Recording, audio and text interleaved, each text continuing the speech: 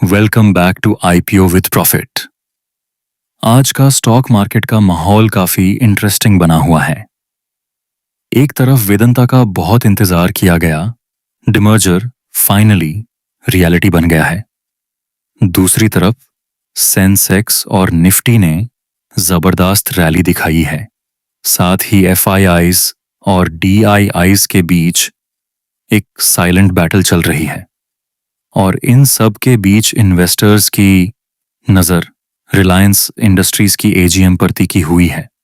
तो चलिए डिटेल में समझते हैं कि आखिर मार्केट में क्या हो रहा है और रिटेल इन्वेस्टर्स को किन बातों पर फोकस करना चाहिए। सबसे पहले बात करते हैं वेदांता की। काफी महीनों से मार्केट में वेदांता डीमर्जर को लेकर एक्साइटमेंट बनी हुई थी। अब कंपनी के बिजनेस को अलग अलग एंटिटीज में डिवाइड कर दिया गया है।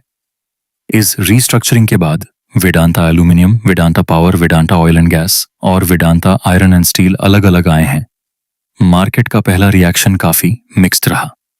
वेदांता एल्यूमिनियम ने रिलेटिवली स्ट्रांग परफॉर्मेंस दिखाई। इन्वेस्टर्स ने इस सेगमेंट में इंटरेस्ट दिखाया। इसका रीजन यह है कि एल्यूमिनियम बिजनेस काफी स्टेबल कैश फ्लो जनरेट करता है और फ्यूचर डिमांड आउटलुक भी पॉजिटिव माना जा रहा है। वहीं दूसरी तरफ ऑयल एंड गैस, पावर और आयरन एंड स्टील बिजनेसेस में प्रेशर देखने को मिला। कई इन्वेस्टर्स प्रॉफिट बुकिंग करते नजर आए, लेकिन यह याद रखना जरूरी है कि लिस्टिंग के इनिशियल दिनों में वॉलेटिलिटी नॉर्मल होती है। कई बार मार्केट को नए बिजनेस मॉडल्स को वैल्यू करने में समय लगता है। अब सवाल यह है कि क्या Vedanta demerger long term wealth creation opportunity बन सकता है। अगर मैनेजमेंट एग्जीक्यूशन अच्छा रहता है तो लॉन्ग टर्म में वैल्यू अनलॉकिंग देखने को मिल सकता है, लेकिन शॉर्ट टर्म में वॉलेटिलिटी और अनसर्टेनिटी रह सकती है। अब बात करते हैं मार्केट की रैली की। पिछले ट्रेडिंग सेशन में सेंसेक्स लगभग 1700 पॉइंट्स तक उछल गया और निफ्टी ने 3600 के लेवल को रिक्लेम कर लिया। काफी इन्वेस्टर्स के लिए यह रैली सरप्राइज थी। इस रैली के पीछे कई रीजंस हैं। सबसे पहला फैक्टर ग्लोबल सेंटिमेंट है। इंटरनेशनल मार्केट्स में रिस्क एपेटाइट इंप्रूव हुई है। दूसरा फैक्टर क्रूड ऑयल प्राइसेस का रिलेटिवली सॉफ्ट रहना है। जब क्रूड प्राइसेस नीचे आते हैं तो इन्फ्लेशन प्रेशर कम होता है। तीसरा फैक्टर डोमेस्टिक बाइंग है। इसी पॉइंट पर हम आते हैं मार्केट के सबसे इंटरेस्टिंग टॉपिक पर, एफआईआई वर्सेस डीआईआई बैटल। कई सालों तक एफआईआईज का बहुत बड़ा इन्फ्लुएंस रहा है। जब एफआईआईज खरीदते थे मार्केट रैली करता था और जब बेचते थे मार्केट गिरता था। लेकिन अब पिक्चर धीरे धीरे बदल रही है। रीसेंट डेटा दिखाता है कि एफआईआईज की ओनरशिप कुछ सेक्टर्स में कम हो रही है, वहीं डीआईआईज की होल्डिंग्स रिकॉर्ड हाइज के पास पहुंच रही हैं।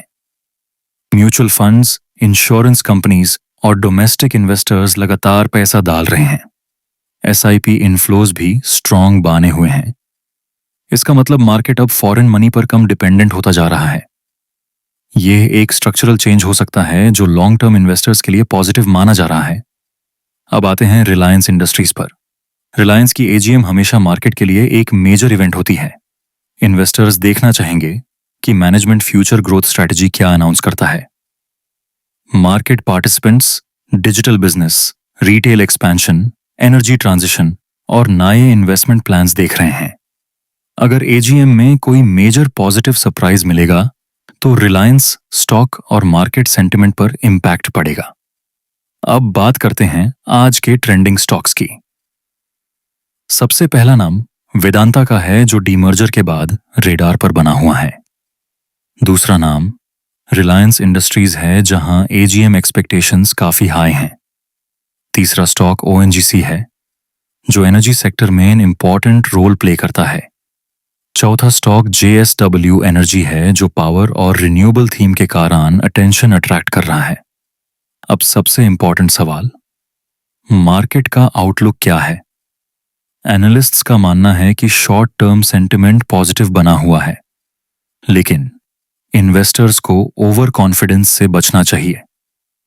Global economic developments, interest rate expectations और जियोपॉलिटिकल इवेंट्स पर नज़र रखना ज़रूरी होगा। एफआईआई एक्टिविटी पर भी ध्यान देना होगा। लॉन्ग टर्म इन्वेस्टर्स के लिए क्वालिटी कंपनीज में डिसिप्लिन्ड इन्वेस्टिंग सबसे इंपॉर्टेंट स्ट्रैटेजी मानी जा रही है। दोस्तों, आज का मार्केट एक इंटरेस्टिंग फेज में खड़ा है। एक तरफ वेदांता,